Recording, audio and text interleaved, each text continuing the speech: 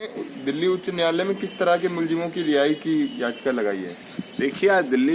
माननीय Delhi high court में हमारी मुख्य न्यायाधीश से ये मांग है, जिसमें कोरोना महामारी के समय तिहाड़ जेल में खासकर 50 से 60 वर्ष तक के 781 इनमेट्स हैं और जेल में 60 से 70 वर्ष के 221 हैं तिहाड़ जेल में, तथा 70 वर्ष से ऊपर के 53 इनमेट्स हैं। और इसमें मॉडल प्रिजन मैनुअल, जिसे पुलिस रिसर्च और डेवलपमेंट ब्यूरो ने तैयार किया है, इसके आधार पर जेल के सेल के स्लीपिंग बैरक्स, सेल्स और हॉस्पिटल की सुविधा पर्याप्त नहीं है। और यही हाल देश की लगभग सभी सेंट्रल जेल का है, जिसमें उम्र दराज लोगों के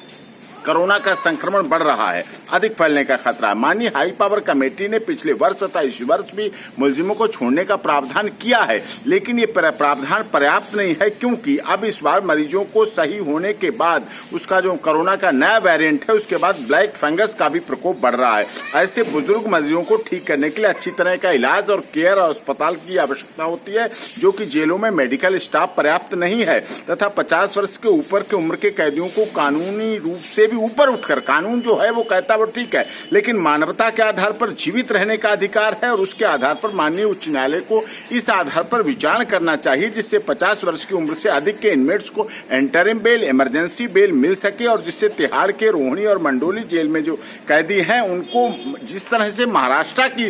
माननीय हाई पावर कमेटी ने आदेश की तरह मिल सके, और सभी कैदियों को स्वास्थ्य सुरक्षा तथा जीने का अधिकार का संवैधानिक अधिकार जो मूर्त रूप से मिला हुआ है वो मिल सके। आवश्यकता इस समय जिंदा रहने की, हम किस तरह से लोगों को जिंदा रख सकते हैं। कोरोना का पिछला काल देखा आपने, कोरोना का नया वेरिएंट देखा, ब्लैक फंगस देखा, और इस आधार पर जो कुछ हो रहा है उसके आधार पर हम चाहते हैं कि हर सूरत में मुलजिमों की रिहाई होकर वो उनको टीकाकरण हो सके, उनका उचित देखभाल हो सके, उनको उचित इलाज की सुविधा हो सके, उनकी उचित अस्पतालों में हो सके, जिसकी वजह से